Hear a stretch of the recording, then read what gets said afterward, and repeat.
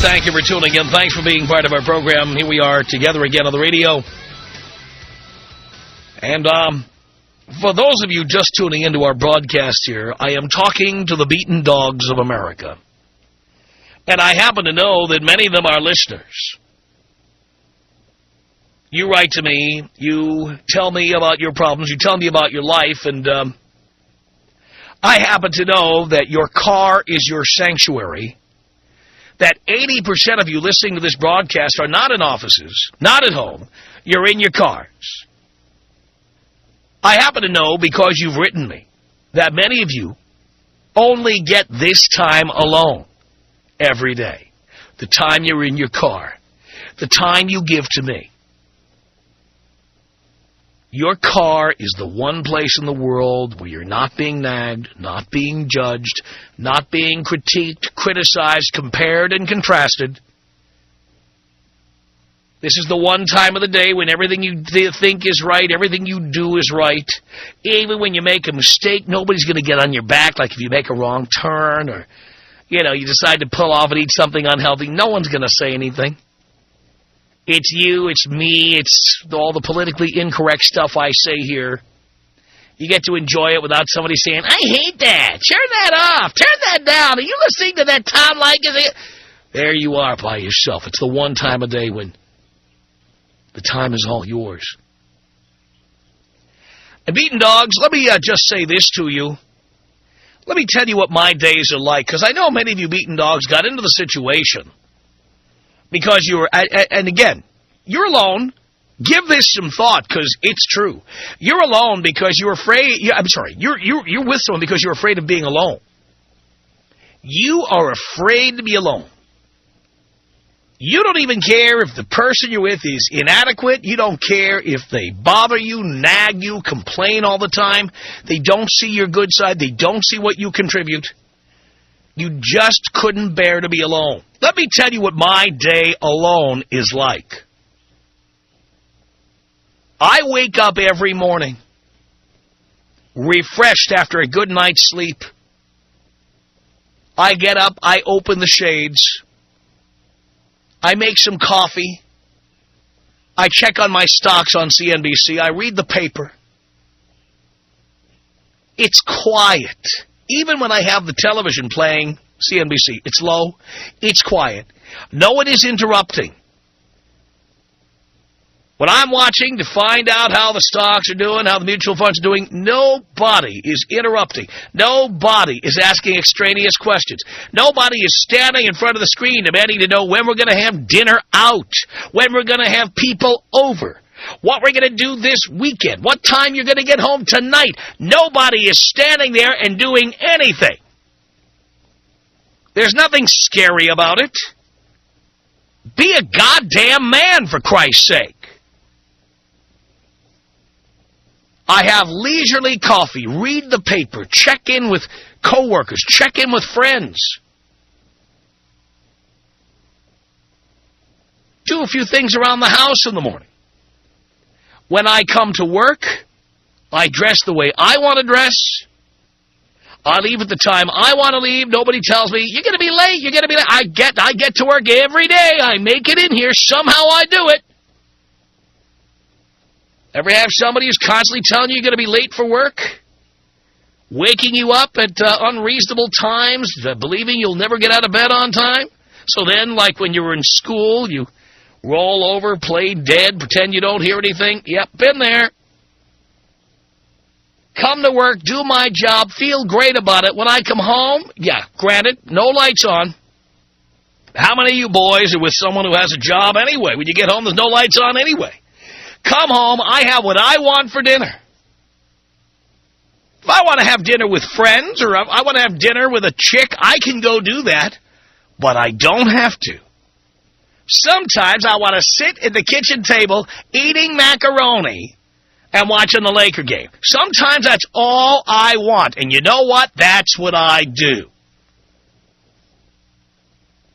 Here are some of the things that are never on TV in my house. The WB network. Ever. It is never on. Ever. Ghost Whisperer. I know that the show exists, but it is not on in my house.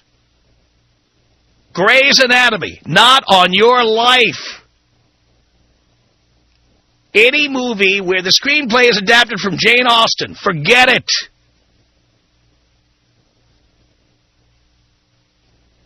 There are no award shows. The E! Channel, never the E! Channel. Are you kidding me? Never. That's right, Dean. No shows with Ryan Seacrest. Nothing personal, Ryan. These shows are just not on. I don't watch American Idol. I don't watch any reality shows. Any. Forget it. Done. No extreme makeovers or fakeovers. Absolutely no Donald Trump or any of that stuff. Done. It's not on in my house. In my house, I watch sports. I watch Curb Your Enthusiasm. I watch the movies I TiVo. I have dinner looking at a beautiful view. Sometimes I enjoy a bottle of fine wine and just look out at the vista. Sometimes I read a book. Sometimes I listen to music. Sometimes a friend calls me and I go out and hang out. Go out to a bar. Go out to a restaurant. Go out to a club. Sometimes I do that. I go out to sporting events at night. Hockey, basketball. Went to the Clipper game the other night, for example. I'll do a Dodger game soon. On the weekend, I do laundry. I pay a few bills. If I want to go to Costco and buy the big container of something, I don't get told how wrong it is, because there's a much cuter, tinier container of Tide I could be buying. Well, there's a much cuter these little bottles of Tabasco sauce. They're so cute. They're 1 ounce apiece. Why do you need a big bottle of Tabasco sauce where you get the cute little bottles that cost 100 times as much? Never. I go into Costco and buy the biggest size of everything. I've got the places to store the stuff. I get all my discounts. I take all my coupons in. I save as much money as I can. I spend as little as necessary. I invest it in the stock market. I'm not investing in different color sneakers or belts or sweaters or shoes. I'm not investing in clothing to be worn one time and then given to the maid. None of it. None of it.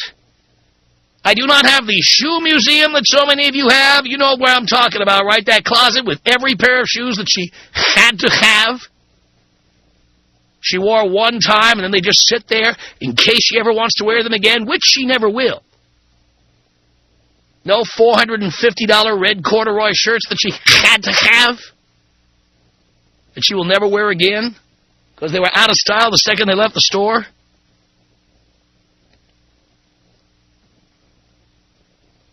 When I am home, you want to talk about my home is my castle?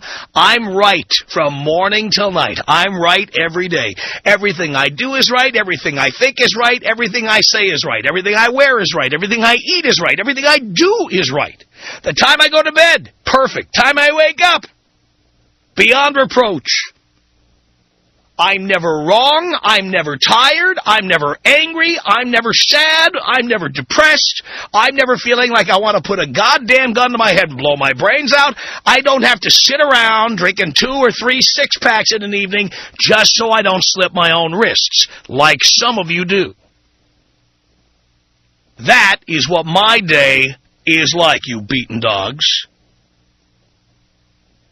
What is your day like? Tom Leykis. 1-800-5800-TOM. I don't like you. Why not? Because I'm listening to you. The Tom Leykis Show.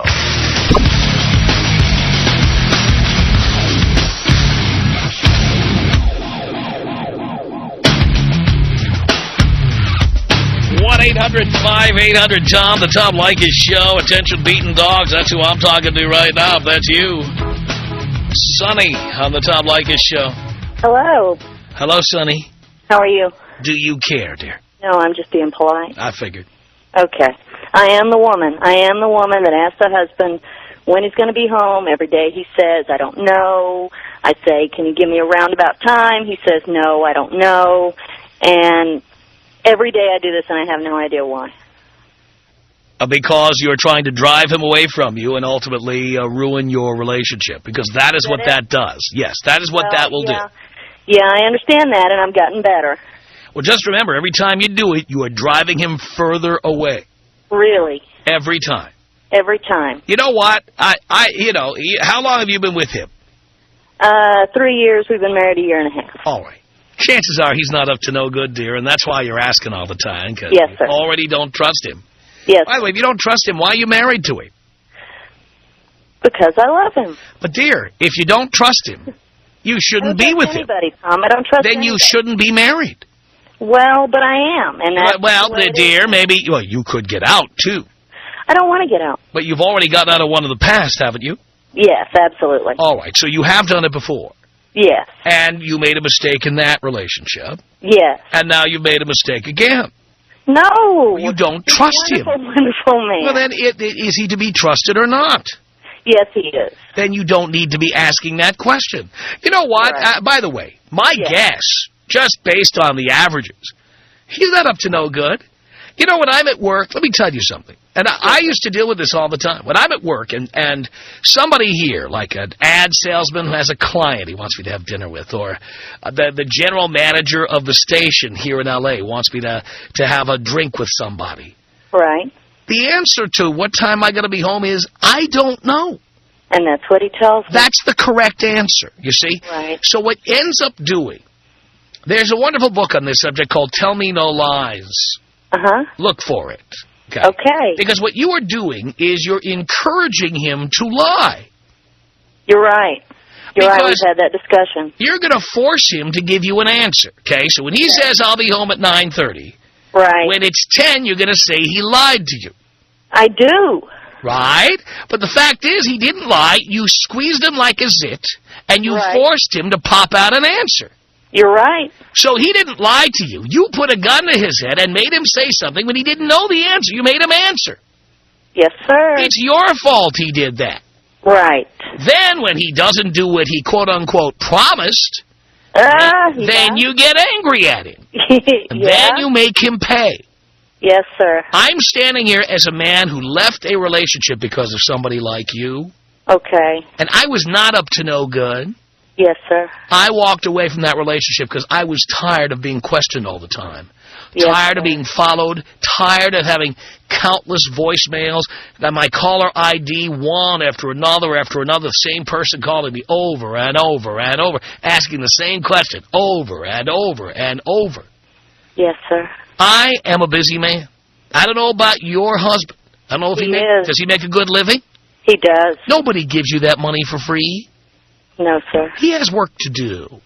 Yes, sir. And he had work to do before he ever met you, and you had no problem with it back then, did you? No, sir. You, in fact, thought it was wonderful that he had a great job and he made good money, and you felt real secure being in a relationship with him. Now that you're with him, you're finding out how hard he has to work to make the money.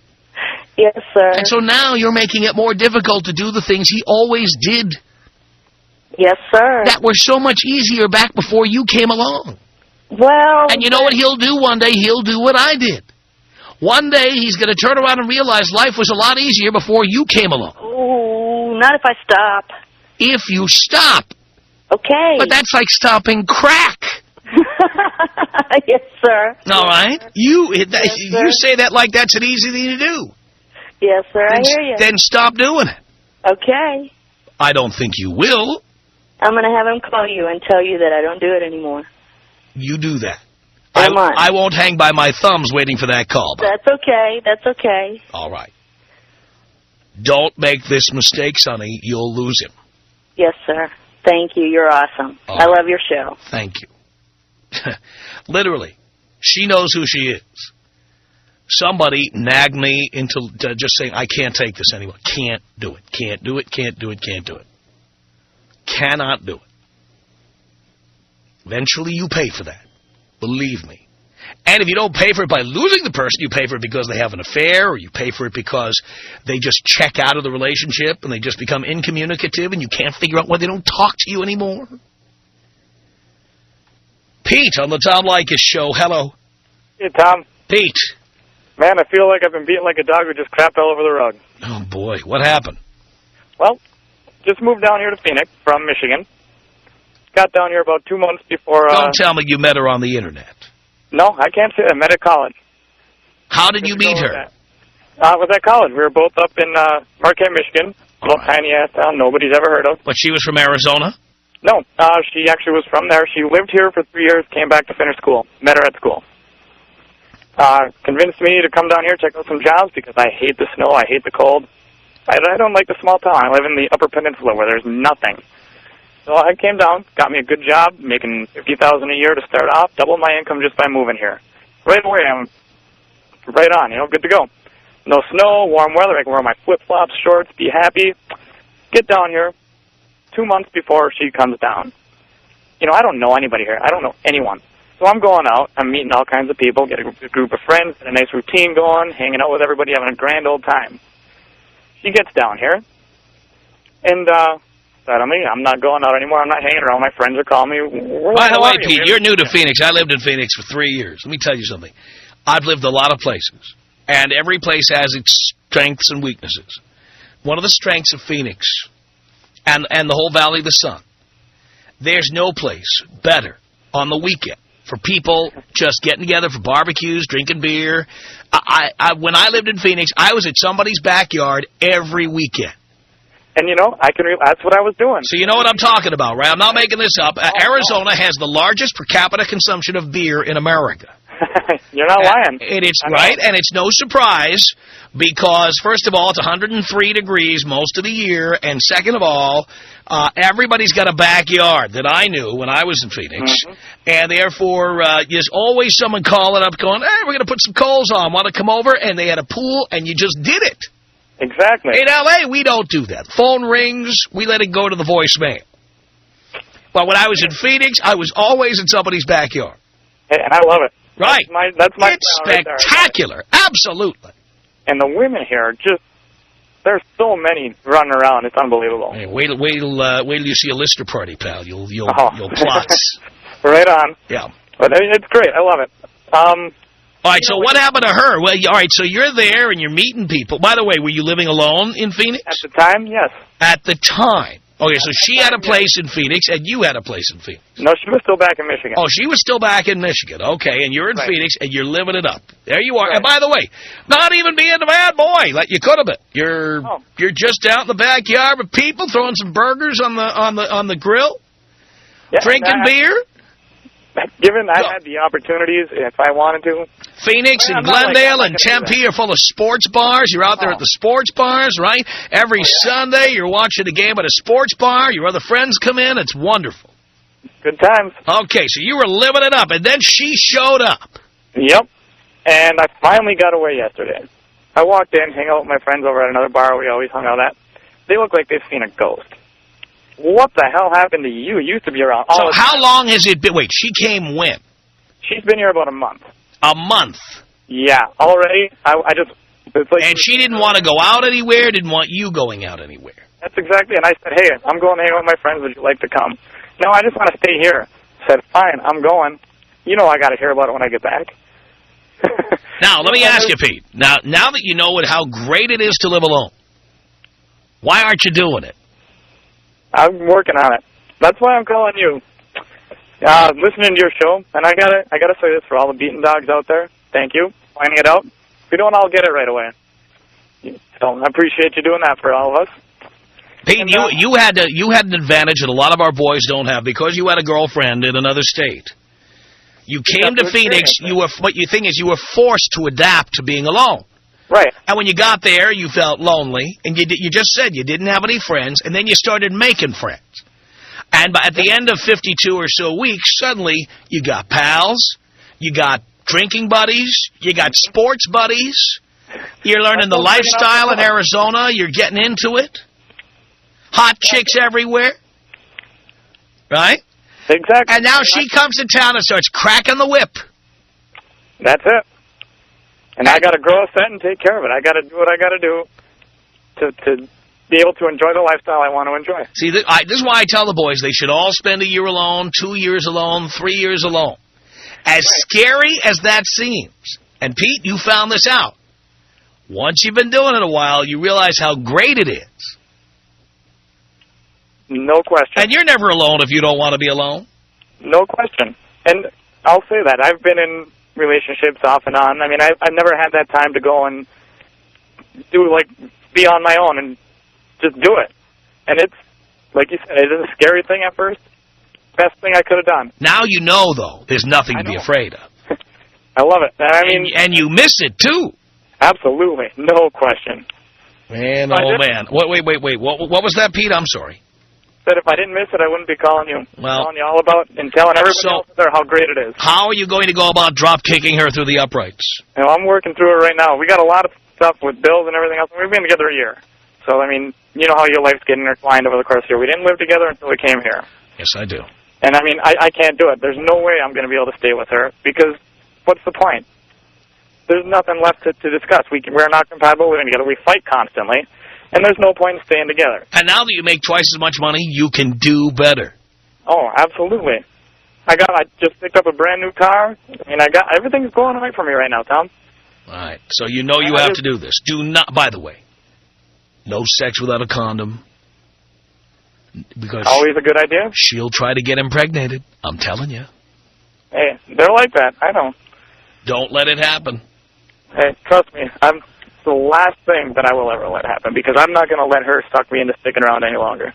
Pete, I'm proud of you. Good luck on that. Tom Leykis. 1-800-5800-TOM. Tom Leykis. 1-800-5800-866. 90% of the world believes in a higher form, a deity of some sort. 90% of the world eats at the Olive Garden. Does that make it good food? The Tom Leykis Show.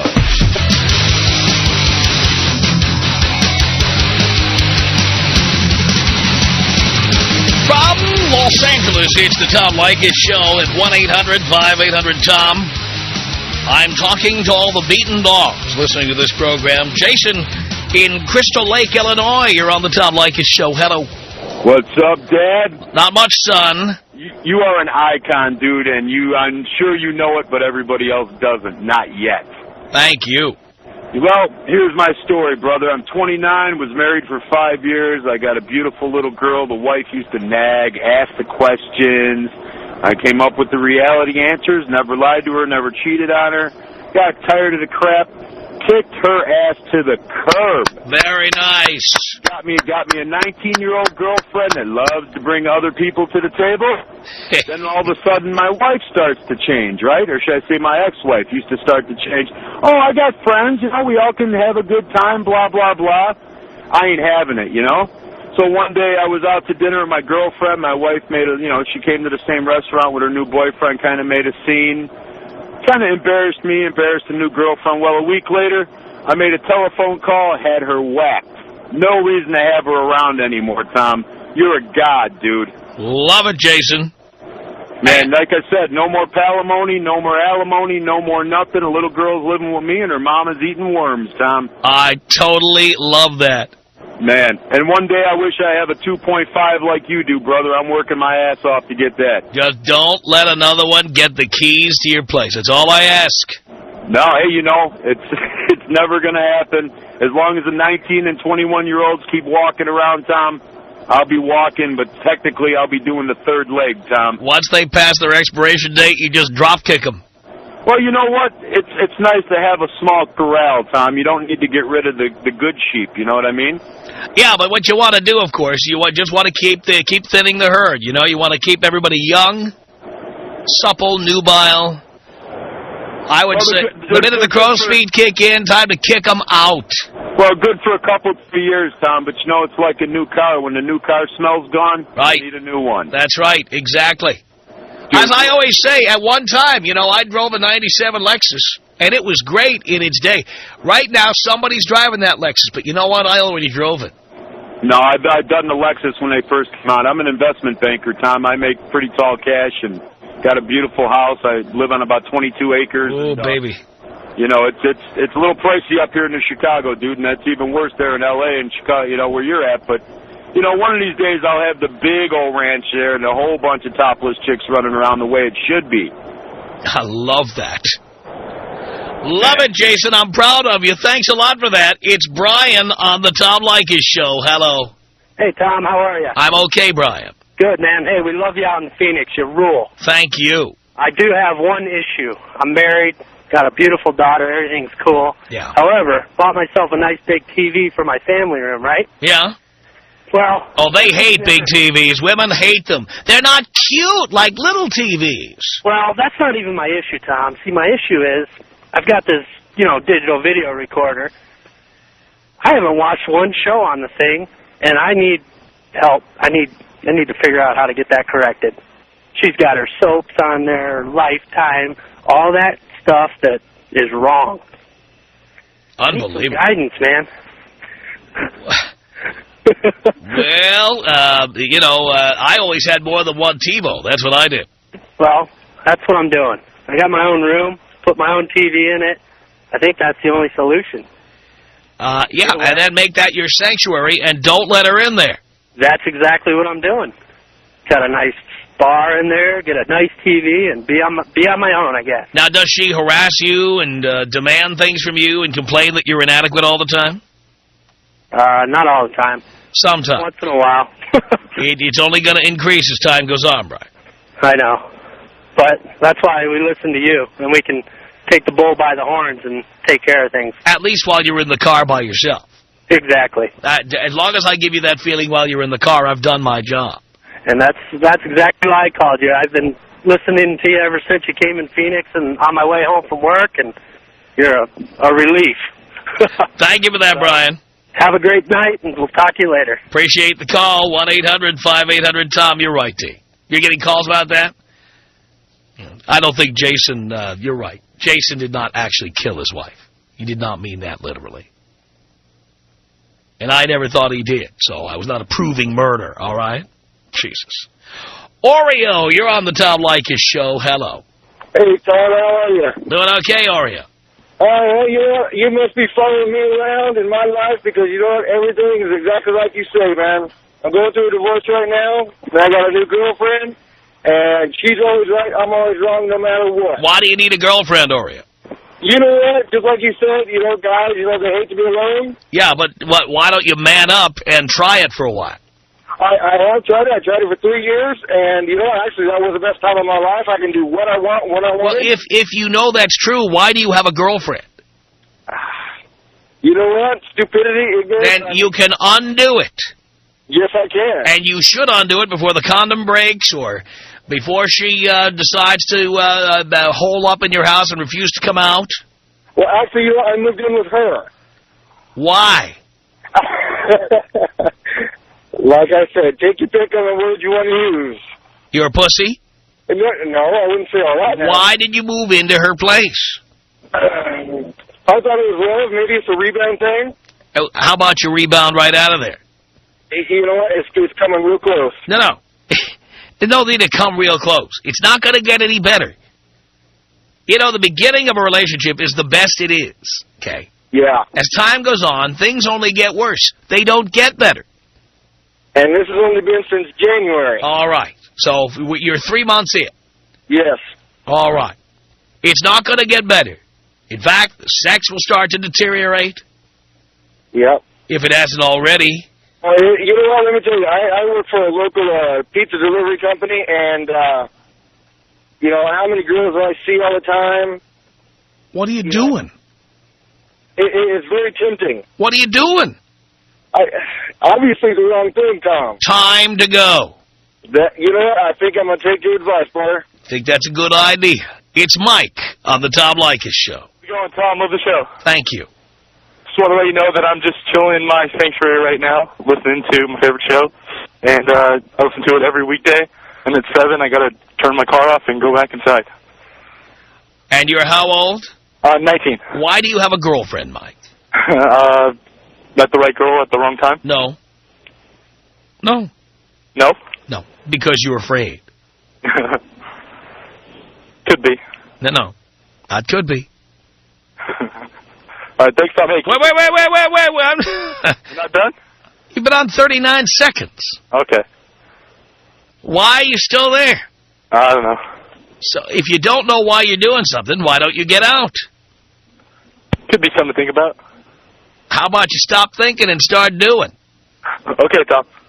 Unbelievable stuff there. Kevin on the Tom Leykis Show. Hello. Hey, Tom. Hey.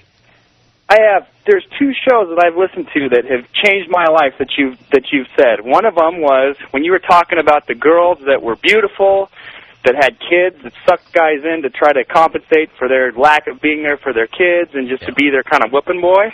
Right. I fell into that. And I was with a girl, beautiful. I mean, beautiful. Italian girl, nice body, just great. Loved having sex, all that stuff. Well, 2 years down the road, all that stuff kind of deteriorated.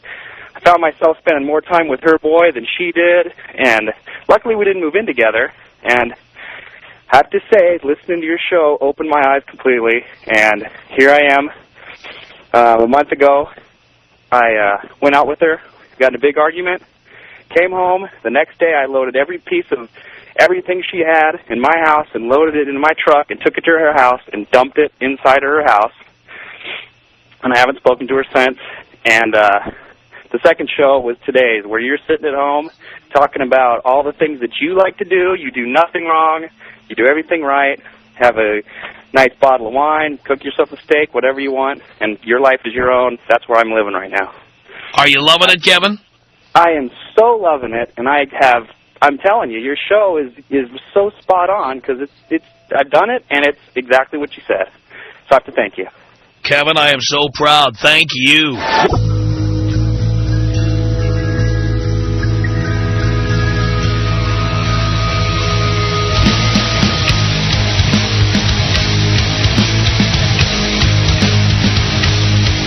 The Tom Leykis Show. 1-800-5800-TOM. That's our telephone number. And we continue. I'm talking to the beaten dogs out there. Sharon, hello. Hi. Hi. I had a question about men who have daughters and how that makes sense with your philosophy about how to treat women. Well, what do you mean?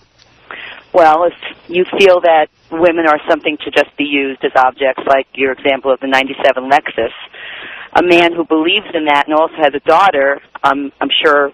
Well, someone else is driving that Lexus right now, and I hope they're enjoying it. I'm sure it still has the shocks, and probably some of the original parts are still there. Though some of the parts have probably been upgraded. Yeah. But it doesn't have that new car smell anymore, so why trade it up? So a man who has a daughter... I've traded in many daughters for younger daughters of other guys. I've done that. Right. But you're not a father. Correct. So a man who is a father... Although I have been called daddy on occasion. All right, so you're not going to answer this question. I don't have to answer what question? You're not answering my question. What question is that? How does a man have the same philosophy as you do about women?